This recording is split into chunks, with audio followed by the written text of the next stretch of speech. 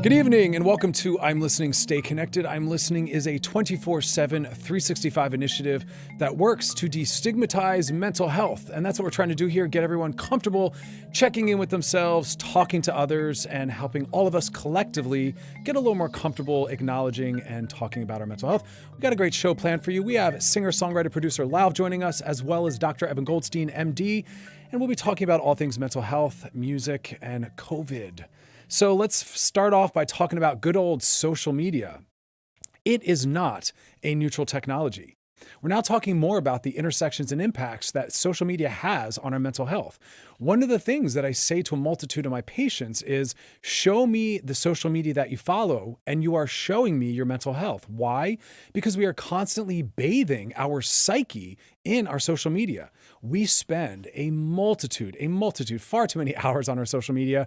And now, especially that a lot of us are at home, unemployed, trying to distract ourselves, we're spending even more time. Now, the studies consistently show that the longer you're on social media, the higher the rates of depression, the higher the rates of anxiety, and also the higher rates of stress and also body image issues.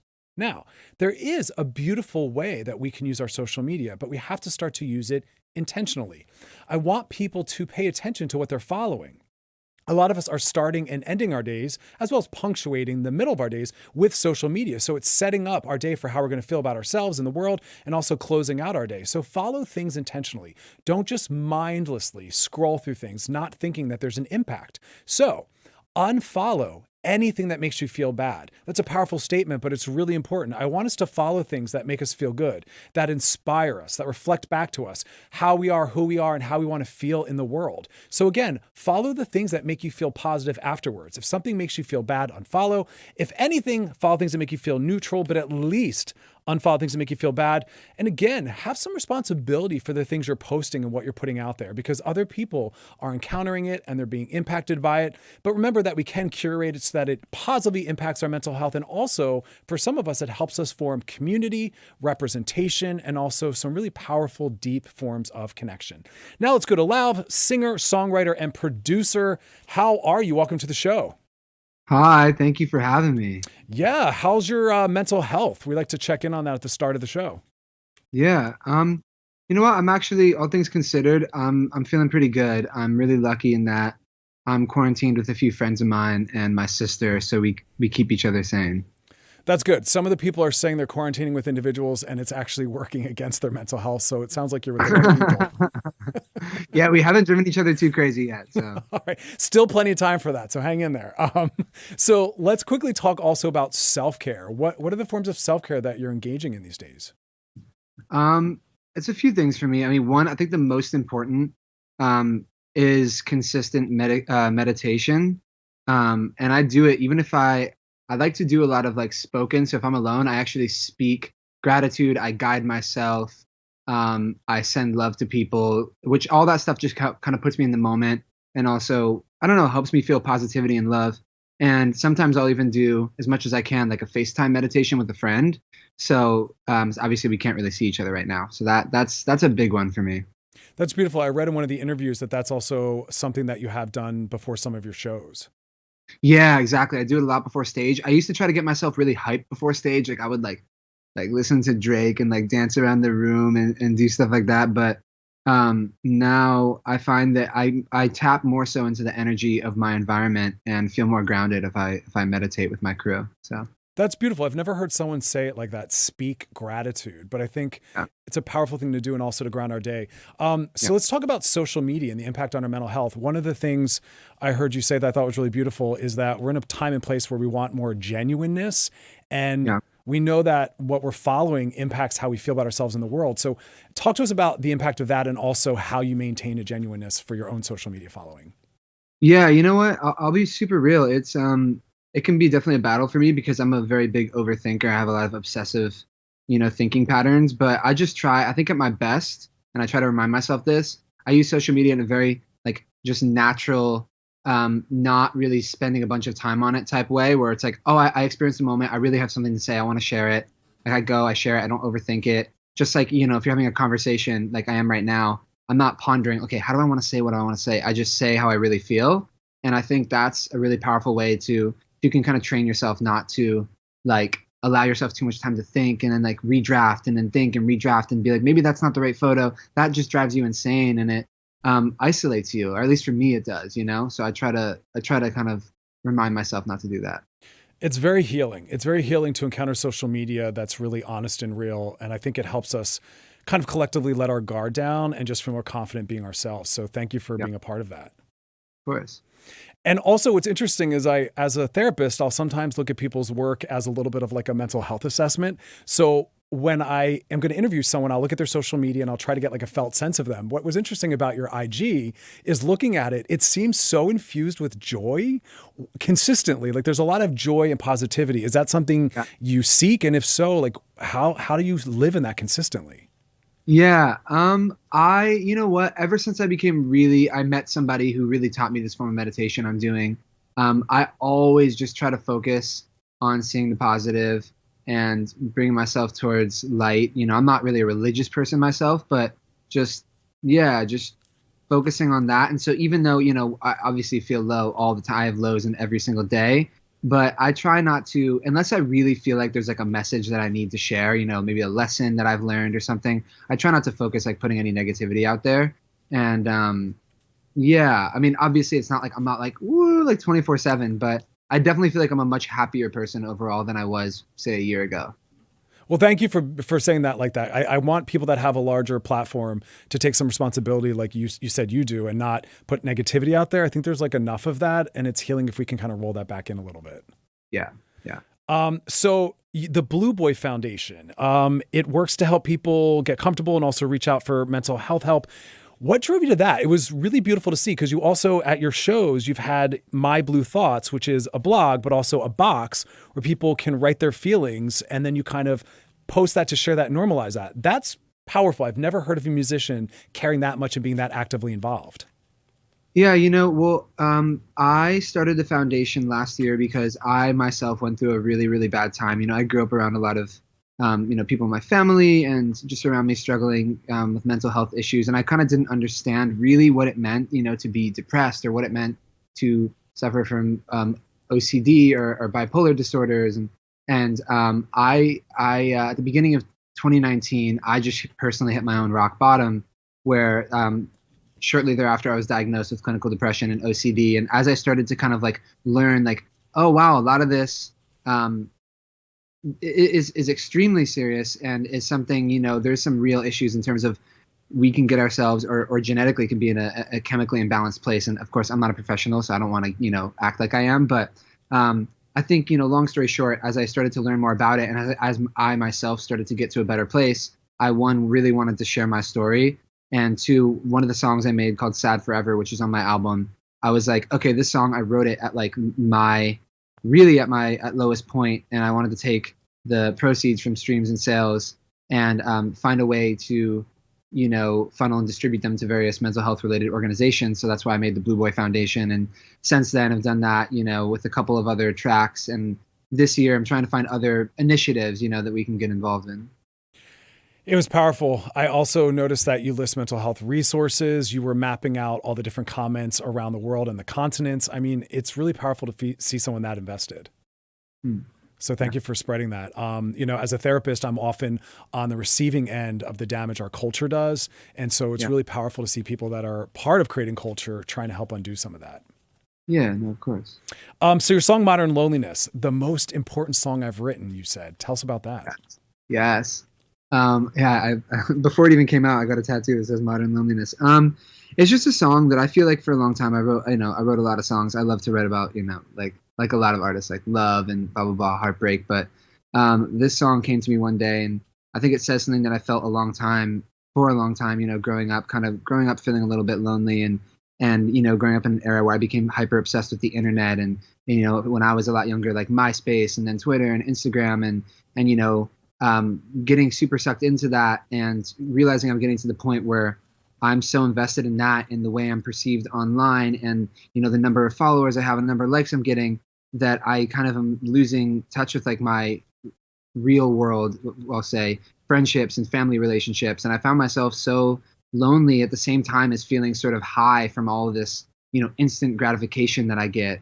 And it's this weird yeah, it's just this weird, I don't know, I want to say like paradox sort of. Yeah, so much attention, but yet you can feel so disconnected. So, Yeah. other than the people you're living with that you're essentially right now forced to have intimacy and closeness with, what are the other ways that you stay connected to people that are meaningful to you?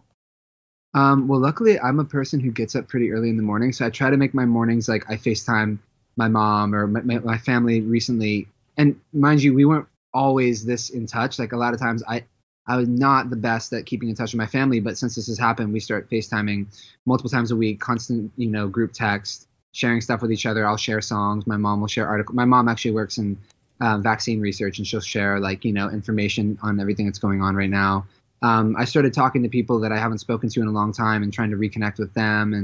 And I think it's much reminder because I think when you feel, at least me, when I feel like I'm in a low place, it makes me, even though what I need to do is not isolate, it makes me isolate further. So I have to consciously remind myself, don't do this. You're going to be happier if you reach out to somebody and just have a conversation.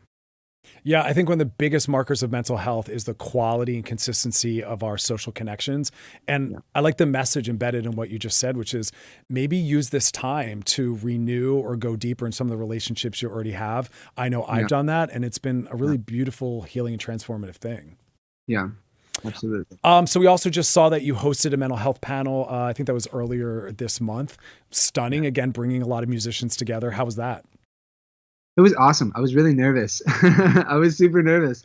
But I think I genuinely think it went really well. I felt like I expressed everything that I was feeling, and I felt that from the other artists. And I think we got some great questions. And again, I never wanted to seem like I by no means am a professional. I didn't study this and in any type of way. But I think all I can do and what I'd like to do is just be extremely real about what's going on in my life and what I see around me, and try to bring other people together to give them the opportunity to do the same thing. Yeah, it's so beautiful, but you live that. And that's what I want to see happen is, you talking about your mental health just normalizes others talk about their mental health, but also you being able to hold your mental struggles while also working on what you love and being successful. It's a powerful Yeah. message in that. Yeah. So we had some questions that came in from some fans. I'd love for you to answer those with us. Yes, let's do it. The first one says, first off, thank you for all the work you've done for mental health. What inspired you to start the Blue Boy Foundation? Yeah, so kind of like what I was saying before, it was really when I made that song "Sad Forever" and I started getting out of probably my lowest point in my life. I just wanted to find a way to do more, not to just release another song and let it pass, I guess. Yeah. Yeah. Beautiful. This next one asks, have any advice for someone who feels like their mental health is one step forward, two steps back situation? Sometimes, Yeah. God, yeah. Oh, sorry. I didn't realize it wasn't done. It's a long one. It's a double question. They then asked, sometimes I think I make progress when dealing with depression, but then sometimes things happen and I'm back to square one. Yeah. Well, first of all, that I mean, I want to say it's good because you're making progress, and I know it's not. It doesn't feel great when you go backwards, and I've experienced that so many times. Especially in last year, I had a lot of ups and downs, like great extreme highs, and then feeling extremely low as I was trying to figure out what was working for me in terms of medication and therapy and so on and so forth. But I think what really encouraged me and really helped me is every time I did fall back down and I felt, really bad again, I just tried really hard to remember, okay, just, fairly recently, however recently, I was feeling so much better. So that's proof that I know it's possible. And I think the more times that I would, go forward and then go backward, I'm like, okay, well, you've gone forward multiple times. So who's to say that it's not going to continue to happen? And just try to remember that, and hold on to that feeling and to that promise. Yeah, 100%. It's sometimes a circular journey. And I know in psychology, when we talk about changing and growth, that it's never a back step, it's like a side step, and you have to kind of allow and expect some of that. It's never just forward progress forever. I like that. Yeah, it's cool. This final question says, hi, I love all caps your music. Has being quarantined or isolated taught you anything about yourself? I like that. That's a really good question. I think it's just confirmed that I'm not very good at being alone, but I'm working on it. It's also taught me not to get too deep, but there's this concept that every person has, I guess, what you call like a shadow side. And again, I don't know if I really know a ton about it, but I think I've started to learn, how to deal with maybe the parts of myself that I'm like ashamed of or I repress or things like that. I've started to kind of like face other parts of myself, and that's really scary, but also really, I think, empowering. So yeah. Oh, Lauv, you warm my little clinical heart. Yes, resolving any shame we carry is such an important part of mental health, and so few Yeah. people are willing to do that. So I applaud you for that. Oh, I appreciate you, and thank you again for having me. Absolutely, Lauv. Thank you for being part of the show, and have a beautiful, beautiful night. Yes, you too. Bye. Be well. Bye. I love that. A lot of us carry shame for different reasons, different parts of ourselves, and we can't move through the world living our best or full of extreme and total confidence if there's parts of ourselves that we feel bad about, we withhold, we deny. And so right now, as Lauv said, it's a beautiful time to tap into some of those parts and say, how can I resolve this shame? How can I work through this shame? As always, therapy is available, but more importantly, mental health, talking about your feelings, all of them. There's no right feelings or wrong feelings. Mental health is about the ability to tap in and express all of them. And again, the more we do that to those around us, we're telling them they can do that with us. And that's part of how we're going to work through this. I have some questions that came in for me. This first one asks, is there anything that I can start doing today to improve my overall mental health? Yes. First thing you can do is probably the most bold, courageous thing. Start to talk about it. It is rare that we will discuss and talk about how our mental health is. In fact, when people say to you, how you doing? Most of us say fine, and we're not fine, and we want to normalize that maybe we're feeling anxious today or depressed, and that we don't need that fixed. There might not be anything we need to do other than acknowledge and allow and normalize. All of us are going to feel anxious and depressed and have some grief and some fear. And again, we want that to be part of our verbiage, something that is not something that makes us scared or throws us off. So start to do that work. You can do that now, but that would be the most important first step. Now we're going to go to Dr. Evan Goldstein, MD and CEO and founder of Bespoke Surgical. What's going on, man? How are you? I am good. How are you? It's good to see you. It's been a while. Has been a while. So, how is your mental health right now? How are you with all that? I'm checking in periodically. There's ups and downs, just like everything. I think a lot of the unknown is the issue. And you're trying to figure out, not only for you, but me, my partner, our two kids, trying to figure out where we are and trying to navigate the uncertainty. So, some good days, some bad days, but that's okay. All right. I like it. What? Were you going to say, what about me? Yeah. It's funny when people ask me that. I get so thrown off because it's rare on the show. I think luckily I'm working a lot, and so that allows like this healthy level of distraction. So I try to find time to like just sit more with myself, but trust me when I say I welcome the distraction. I'm a lot to sit with. But I want to say, though, one thing before we start. Sure. I am so happy that you are a Fleetwood Mac fan. Raised on it, named my cat after it. I'm all in, man. I'm all in. I do even more. I love that. So let's talk about the current state of sex and mental health. Sex is such an important part of mental health, but often it's left out of that discussion. Why do you see it being left out, and why do you see it as an important part? Yeah, I mean, I think one of the major issues right now is people feel as if we're fighting for your lives. Well, why is sex important at this current point? But, and we'll get to obviously our own self things to do by ourselves. But I think the reality is that just like life, activities of daily living, sex is super, super important for everything that we're doing, whether alone or with partners that you're quarantining with. And I think the reality is that once we own that sex is part of all of our lives, we can now figure out better ways to make it safe. Specifically, once the communities and everybody starts opening up, how do we allow people to live the lives that they want, but be as safe as possible? Also understanding that what we do not only affects us, but affects a community at large. Okay, so love that. Sex is possible for a lot of different capacities to cope, self-soothing, help us improve and deal with our mood, connect to others, find fun. But let's talk about specifically COVID right now. So a lot of the state's public health departments have said, sex with others, not so great. Sex with yourself, double thumbs up. So what do you think we should be doing, and what do you think we should not be doing? Well, I think the first is, always in my practice at Bespoke, whether in New York and LA, is own who you are. There are so many people that are still engaging sexually, regardless of what the government is saying or whether your community is, the CDC is saying. So I think the key is, if you are someone that is continuing to hook up and potentially transport COVID from one person to the other, and or any STD. And I think that that's why we also are trying to tell people that COVID is just like any other STD and can be transmitted, obviously, many different ways. I think if you own who you are and what you're doing, how do you look at that risk and try to mitigate that risk as much as possible? And I think there's three categories. There's people that aren't listening and are still engaging.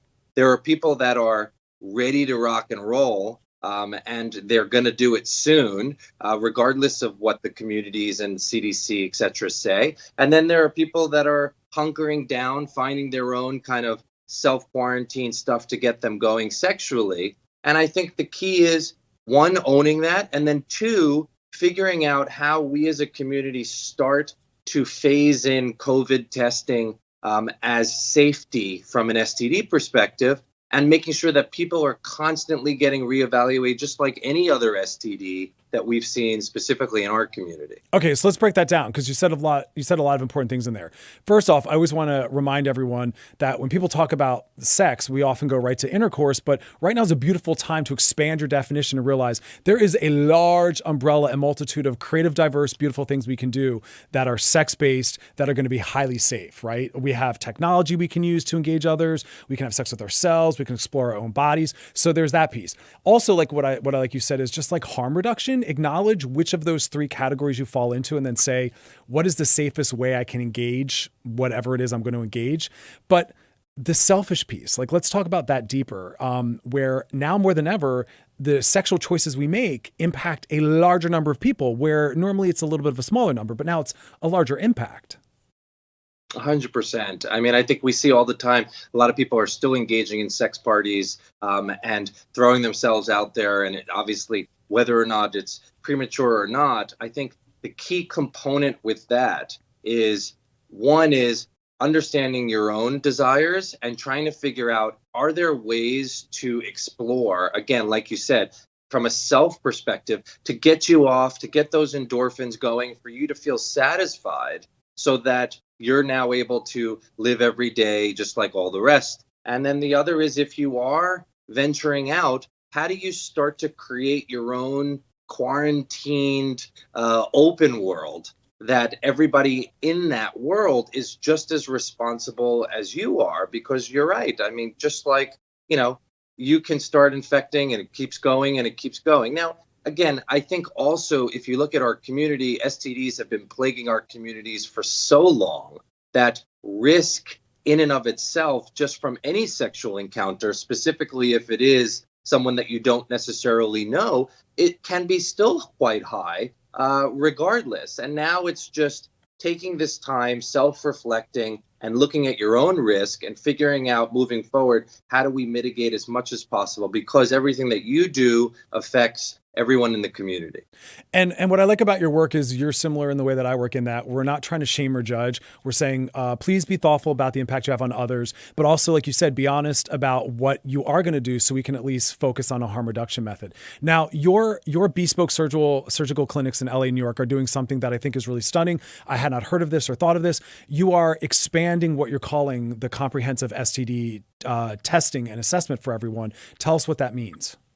Yeah, again, I think COVID currently right now to me is an STD, specifically in my world, right? And from a sexual wellness perspective, everybody's trying to figure out, well, I'm ready to hook up, or I'm ready to go on Grindr, and I'm ready to get back into the world. How do we do it as safely as possible? And so we're also saying, well, if we are being quarantined, in essence, we should be able to catch every STD that you have. And we know that there's a tremendous amount of people that have asymptomatic STDs. And so doing not only the COVID testing, but also a full STD panel allows us as a community to say, you know what? We're all now going to be on the same playing field as being negative for everything. And I'm trying to see if we can get the apps to take some element of responsibility. And to say, hey, you know what? Let's put together an appropriate consortium and protocol moving forward, so that now if you know, hey, I want to hook up with this guy, he has already been verified in some capacity to be completely negative on all STDs, and now bringing COVID into that. And I think it starts to create a really socially responsible community instead of it being this haphazard STDs everywhere, and now bringing COVID into it, where obviously the outcome is much worse than just a chlamydial infection. And I want to clarify something you said, because someone reached out on my DMs, kind of spinning that into a negative perspective, where they reached out asking me this question. They said, I have some friends that are saying, I cannot wait for the doors to swing open and this to be over, because I can then have unsafe sex with anyone because no one's been having sex, so everyone's negative. And as you just pointed out, no, we're saying get tested right now because you might be asymptomatic. And just because you haven't been sexual through this doesn't mean you aren't still positive from something prior. Correct. And also, we see a lot from toys themselves. If it's not cleaned appropriately, you can actually continue to transmit certain things. Also, if you're in a community where, let's say, all of you are quarantining and everybody becomes friends with benefits and people are engaging, things can always be there. So this is really a great time to, one, obviously start to look at things you could do yourself, jerk off, get yourself off, specifically with the prostate. If you're not continuing to keep that pump moving, you can cause a lot of problems chronically. So keep going. I think also doing self-exploration, but looking at yourself, looking at your anal area. Have you ever looked before? Trying to see, is there something that's not good? How does it feel? Really start to understand your anatomy. Also, do things that maybe you never really did before in terms of sexting or erotic stories or watching softcore porn, edging yourself, trying new positions. There's so many things that you could do now. But I also think the main thing is just be who you are and own who you are. And again, we're not shaming anybody. If you're that person that's going to that sex party, come to my office so I can make sure that everybody that's going to this sex party is COVID negative, STD negative, and is now saying, hey, you know what? I own it. Let's move forward and let's be as safe as possible. Because that's the thing. Stop blaming people. Let's just look at yourself, live with yourself, and make sure we mitigate as much risk as possible doing it. Okay, mic drop. You kind of hit it all in there. Like, use this time to come out transformed, expand your sexuality, get more creative and diversified. I'm here for that. Think about safer sex practices. Dr. Evan, we have some questions that came in that I'd love for you to answer with me. Sure. This first one says, I'm dating someone I haven't seen in months because we're both isolating, but he's been pressuring me to come see him and to probably get intimate, but I'm iffy about it. How can I best handle this situation? This is something that's coming into my office frequently, where people are dating. There's a little bit of long distance, or they're trying to honor the boundaries. And, this is creeping, and now we're pushing it here in California to July or August. So they're getting a little uncomfortable. What kind of advice do you give to that? Yeah, I think it's no different than surgical patients that I need to bring to the operating room, which is about 48 hours before an encounter or 48 hours before I bring them to the operating room. We're doing a nasal swab for COVID. And within 24 hours, you'll know whether or not you are negative. Now, if you look at negative nasal swab plus asymptomatic, no shortness of breath, no fevers, no all of that stuff, the likelihood of you having it or being within that window of being able to transmit it is very, very low. Now, it can still happen, but this is what you and I do every day, which is try to kind of weigh the risks and the benefits. If you're in this relationship and you're saying, hey, look, we've been quarantining, we're minimizing our exposures, we're both negative for COVID, the likelihood of there being an issue is quite low. And so if it's like this weekend, on Thursday, tomorrow, you get your screening test. It's quite cheap. It's easy. Most insurances are covering it. And then from there, you actually know, hey, I'm going into this with a negative COVID plus the lowest risk possible. And you may have to periodically, like me, I do a swab nasally every 2 to 3 weeks, no matter what, even if I'm not having symptoms, to reprove that you're negative. And I think we're going to have to do that until we're in a point where there's either a vaccine or that there's some element of treatment that you feel safer. Okay, beautiful. This next question asks, a lot of my friends are still hooking up with randoms, but when I share my concerns with them, they accuse me of sex shaming them. Who is wrong here? Oh, I love this battle of who's being sex positive. What are your thoughts on that one? I don't think anybody is wrong there. I think that the reality is that I think there's a lot of blame in this world, and blame, gets nowhere. The key component is to analyze everything that everybody's doing and come in there with scientific rationale and an understanding of mitigating that risk. And then you have to make the decision. And it's no different than you and I when we're sitting in our practices, communicating to our clients positives and negatives for every situation. You walk out the door and then you have to make that honest decision of where you're going. There's risk every single day in our lives. And now everybody's all freaked out with all of this risk. But now look at this risk and figure that out. I think at the end of the day, tell those people that are engaging in that capacity to find someone that's providing the services that we're providing so that they're going to be doing it as safe as possible. And then that takes away the shaming or the blaming. Beautiful. Just be safe. All right, Dr. Evan Goldstein at Bespoke Surgery, thank you so much. All right, we love you, man. I'll talk to you soon. All right, be well. Have a great night.